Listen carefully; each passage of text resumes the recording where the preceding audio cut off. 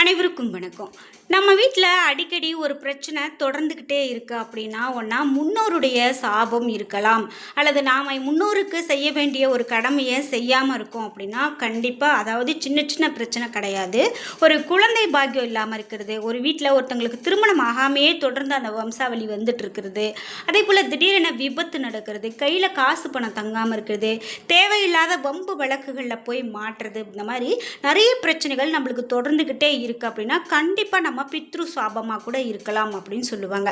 பித்ரு தோஷம் யாருக்கெல்லாம் இருக்கோ அவங்களுக்கெல்லாம் இந்த மாதிரி பிரச்சனைகள் தொடருமா.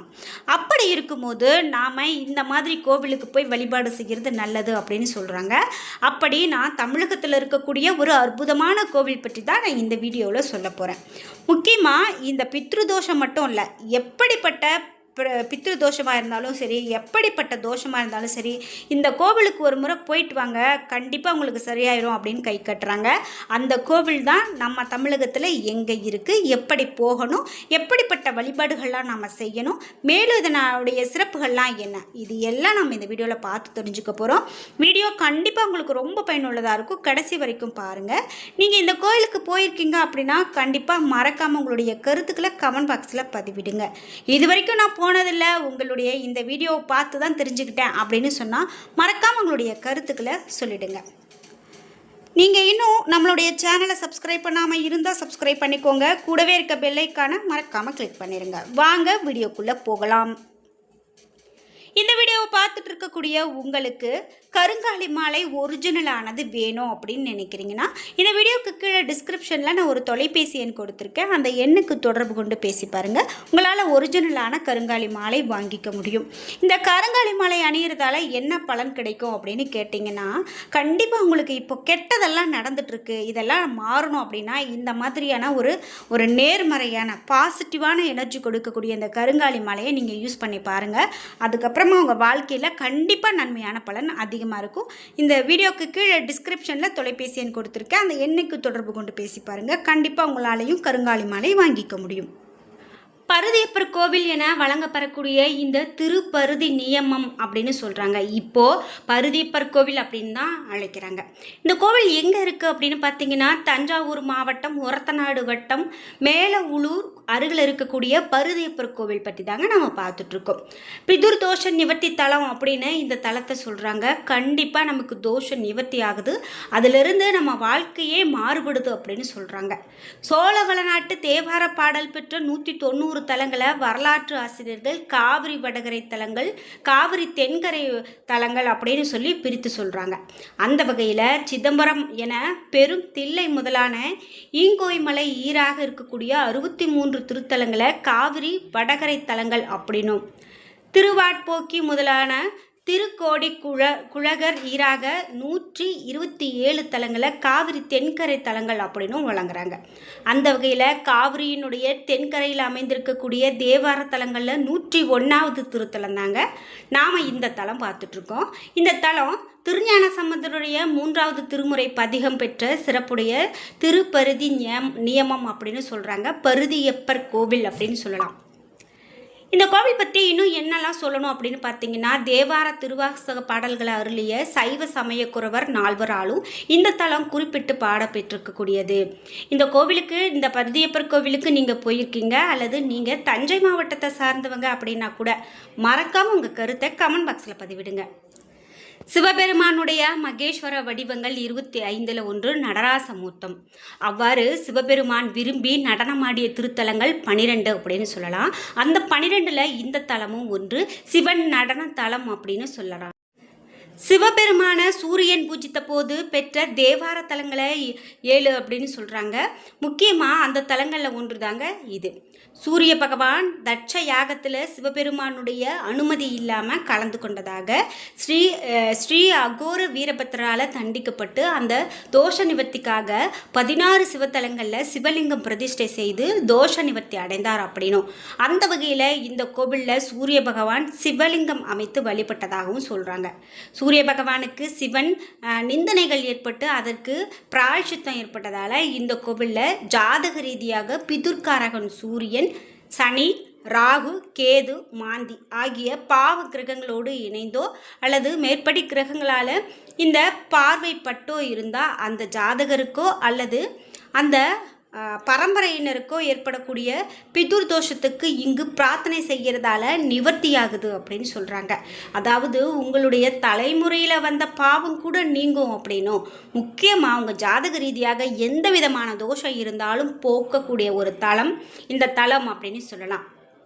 மேலும் பிதுர்காரகனாகிய சூரியன் கெட்டிருந்தாலும் கூட நாம் இந்த பரம்பரையில் ஏற்படக்கூடிய பிதுர் தர்ப்பண தோஷத்துக்கு இங்கே பிரார்த்தனை செய்கிறாங்க. கண்டிப்பாக அதனால் நிவர்த்தியும் ஆகுது.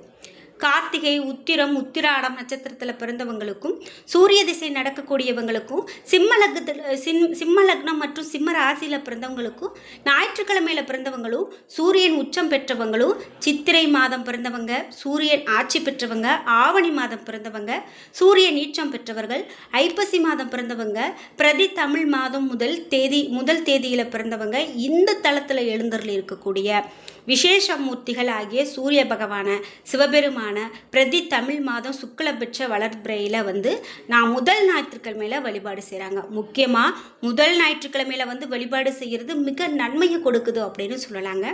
இன்னைக்கு வரைக்கும் அடியார் பலர் தமக்கு தன்னுடைய உறவினர்களுக்கு ஏற்பட்ட உடற்பிணி நோய் அகலவும் சித்த பேதம் உடையோர் கூட, அதாவது சித்த சுவாதனம் இல்லாதவங்க கூட இங்கு நல்ல ஒரு நிலைக்கு வந்திருக்காங்க. அதெல்லாம் பிரச்சனையெல்லாம் நீங்கி போயிருக்காங்க அப்படிங்கிறது கேள்விப்பட முடியுது.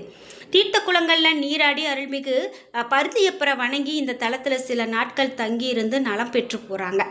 மேலும் சூரியன், சந்திரன், செவ்வாய், புதன், குரு, சுக்கிரன், சனி, ராகு, கேது முதலான 9 கிரகங்களால் ஏற்படக்கூடிய தோஷங்களை போக்கிக் கொள்ள விரும்புகிறவங்க, அதிலும் குறிப்பாக 9 கிரகங்களுடைய தலைமை கிரகமாக தந்தைக்கு உரிய கிரகமாகவும் அமைய பெற்றிருக்கக்கூடிய சூரிய கிரக தோஷத்துக்காக நீக்கிக் கொள்ள விரும்புகிறவங்கெல்லாம் இந்த தலத்துக்கு சிறப்பு வழிபாட்டினை மேற்கொள்கிறாங்க. கிரக தோஷங்கள் எல்லாம் நிவர்த்தி பெற்று போகிறாங்க அப்படின்னு சொல்லலாம். சிபி சக்கரவர்த்தி பழங்கால ஆட்சி செய்த பிறகு இங்கு தெய்வ நலம் பெற்று முக்தி அடைந்தார் அப்படின்னும், வழியாதென தன்னுடைய குல குருவை கேட்டார் அப்படின்னும், அதே போல் இதற்கு அவர் சிவபிரான் உறையும் மூர்த்தி தலம் தீர்த்தம் இடம் 3 சிறப்புடைய சிவதல யாத்திரை மேற்கொள்ள சொன்னாங்க அப்படின்னும், சிபி மன்னனும் தன்னுடைய குருவினுடைய அறிவுரைப்படி தன்னுடைய ஆட்சி பொறுப்பை மைந்தன் கிட்ட ஒப்படைத்துட்டு தல யாத்திரை மேற்கொண்டாங்க அப்படின்னும், இந்த தல யாத்திரையினுடைய வழி கிடைக்காது அன்றிலிருந்து இப்பருதி நியமனத்தில் கோடை வெப்பத்தால் களைப்புற்று சிபி சற்று இளைப்பாறினார் அப்படின்னு சொல்கிறாங்க. அந்த சமயம் இந்த மன்னனுடைய குதிரை சேவகன் குதிரைக்கு புல் வேண்டி மண்ணை தோண்டி எடுக்க முற்பட்டாங்களாம். அப்போது சூரியன் உருவாக்கி பூமிக்குள்ளே இருந்த மூலலிங்கத்தின் புல் தோண்டிய கருவிப்பட்டு ரத்தம் பீறிட்டுருக்கு. இதனை அரசர் கண்டு அந்த இடத்தை தோண்டி சூரிய லிங்கத்தை கண்டு மகிழ்ந்தாராம். உடன் அந்த லிங்கத்துக்கு அபிஷேகம் முதலான செய்வித்து வழிபட்டு நின்றாங்களாம். அப்போது குருவினுடைய மொழியாக, அதாவது அசரரியாக இந்த தல சிறப்பினை உணர்ந்தாராம். அதே போல் இந்த பெருமானுக்கு அழகிய கோவில் ஒன்றை கட்டி நித்திய பூஜை விழாக்கள் நடத்தி ஆவணம் செய்து பெரும் பேறு பெற்றாங்களாம். அவ்வாறு முன்பு இந்த சூரியனால் உருவாக்கி பூஜிக்க பெற்று பூமிக்குள்ளே மறைந்திருந்த சிவலிங்கத்தை இந்த சூரிய குலத்து மன்னன் வெளிப்படுத்தினார் அப்படின்னு சொல்கிறது இந்த கோவிலினுடைய ஒரு வரலாறு அப்படின்னு சொல்லலாம். இந்த கோவிலுக்கு நீங்களும் போகிறீங்க அப்படின்னா கண்டிப்பாக உங்களுக்கு இருக்கக்கூடிய பிரச்சனையெல்லாம் நீங்குங்க. ஆடி அமாவாசை, பங்குனி அமாவாசை, பௌர்ணமி நாட்கள், மாசி மாத நாட்கள் ஆகிய புண்ணிய நாட்களில் இந்த தலத்தில் நீராடி பருதியப்பரை வணங்குவோர் அட்டமா சித்திகளை பெறுவார் அப்படின்னு சொல்லப்படுது. குறிப்பிட்டு இந்த கோவில் கிழக்கு மேற்காக 270 அடியும் தெற்கு வடக்காக 150 அடியும் சுற்றுலாக அமைந்திருக்குதுங்க. குறிப்பிட்டு விநாயகர் சன்னதியும் கொடிமரமும் அதிகார நந்தி சன்னதியும் அமைந்திருக்கு அப்படின்னு சொல்லலாம். வீடியோ பிடிச்சிருந்தா லைக் பண்ணுங்கள், ஷேர் பண்ணுங்கள், கமெண்ட் பண்ணுங்கள். இது மாதிரியான நிறைய ஆன்மீக தகவல்களை நீங்கள் மேலும் தெரிஞ்சுக்கணும் அப்படின்னா இந்த வீடியோவை ஸ்கிப் பண்ணாமல் பார்த்ததுக்கு நன்றி. இந்த வீடியோவுக்கு கீழே உங்களுக்கு என்ன மாதிரியான கோவில் பற்றிய கண்டென்ட் வேணும் அப்படிங்கிறத கீழே கமெண்ட் பாக்ஸில் பதிவிடுங்க. அடுத்தடுத்த இது மாதிரி வீடியோக்கள் நம்ம சேனலில் வந்துக்கிட்டே இருக்கும். சப்ஸ்கிரைப் பண்ணாமல் நீங்கள் இது வரைக்கும் பார்த்துட்ருக்கீங்க அப்படின்னா முதல்ல இந்த வீடியோவை சப்ஸ்கிரைப் பண்ணிக்கோங்க. கூடவே இருக்க பெல் ஐக்கானையும் மறக்காமல் கிளிக் பண்ணிடுங்க. நன்றி வீவர்ஸ்.